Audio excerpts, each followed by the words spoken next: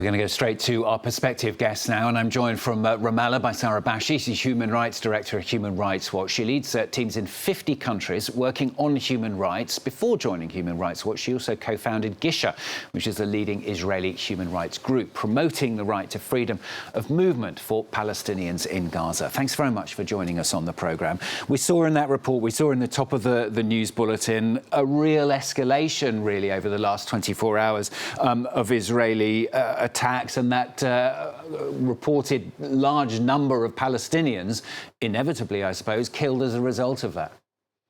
Yes, thank you. And I'll just correct, I'm in the West Bank. That's my location. I want to comment on the inevitability of civilian casualties. So far, more than 2,000 children have been killed in Gaza since this began. Last night alone, more than 300 children were killed in Israeli airstrikes. And on average, every day since this began, the Israeli military has killed more than 130 children in Gaza. The reason that's happening is because the Israeli military is dropping explosive weapons in densely populated areas with wide area effects in ways that are predicted to cause tremendous civilian harm. So another way of thinking about this is if you repeatedly drop huge quantities of missiles on densely crowded residential areas, you will kill children, and that is what is happening. Those kinds of explosive weapons in populated areas raise seriously the risk of indiscriminate attacks. Israel did warn people, though, didn't it, 2 weeks ago now, to leave the area? So first of all, the Israeli government is bombing all throughout Gaza, in the north and the south, and many of the fatalities took place in the southern Gaza, which is the area to which the Israeli military warned people to leave. But regarding the evacuation order, a week and a half ago, the Israeli military told 1 million people in northern Gaza to leave. Northern Gaza includes Shifa Hospital, which is the main hospital in Gaza, struggling to treat some of the 16,000 people injured in the hostilities. Medical patients, ICU patients, people with disabilities, older people cannot evacuate. And other people, some of the people who did evacuate are now coming back because conditions in the south are so difficult.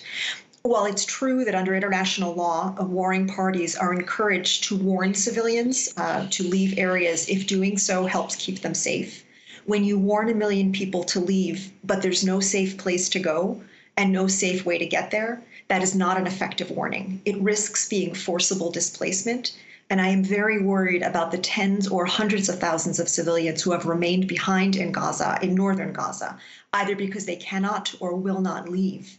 The Israeli military has an obligation to continue to treat them as civilians with all the protections that means. What should Israel be doing, do you think? I mean, let's not forget those horrific attacks of October the 7th. It can't just ignore them, can it? The October 7th attacks by Hamas-led gunmen on Israeli civilians were horrific war crimes. It was the worst civilian massacre in Israeli history, including hundreds of people killed, families shot down, families burned down in their homes, and more than 200 people taken hostage.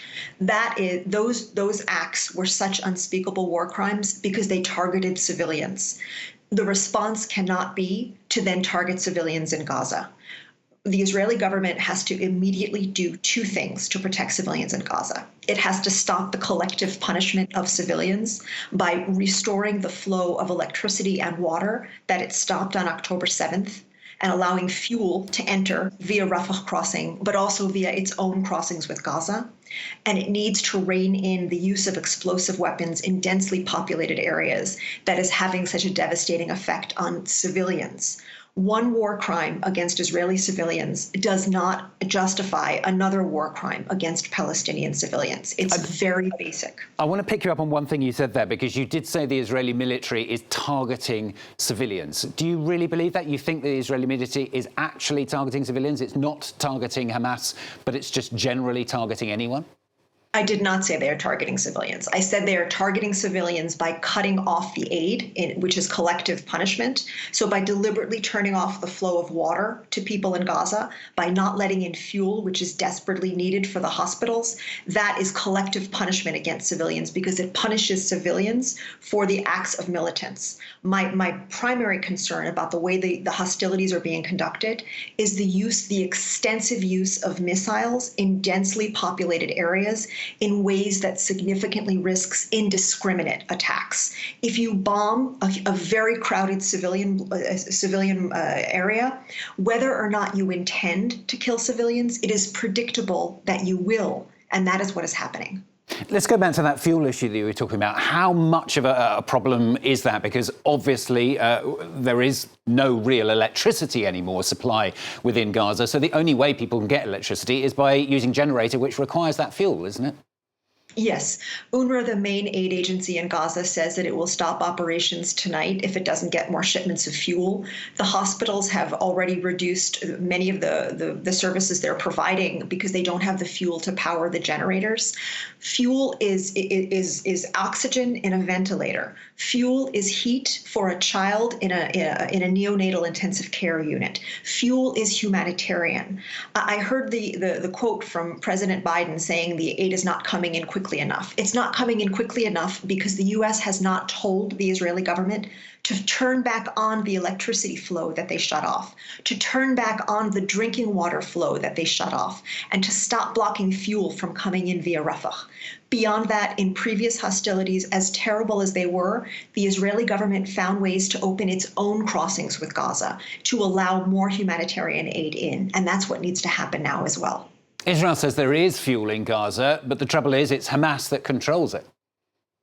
The Israel, as a warring party, has a right to inspect the shipments to make sure there's no weapons coming into the shipments, and that's what they're doing at the Rafah crossing. And they can take measures to prevent diversion. The UN has committed to receiving those humanitarian supplies, including the fuel, and using it for their own needs. It is unprecedented for a warring party to say, because we have a concern that some aid may be diverted, we are going to wholesale block an item that is necessary for the survival of the civilian population.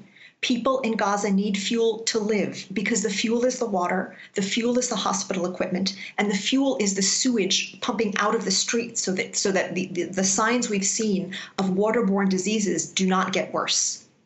Talking of getting worse, I mean, the situation is obviously, as you're saying, terrible in Gaza. How much worse do you think it could get if there is a ground invasion?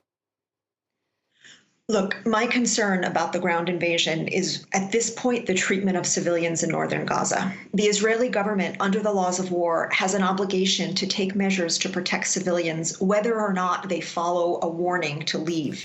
And many people in northern Gaza cannot leave. My concern is that 2 nights ago, the Israeli military dropped leaflets on Gaza City, telling people that if they stay behind in their homes, they risk being considered complicit in terrorism. That is a very dark indication of how they're going to treat the many people who either cannot or will not leave northern Gaza.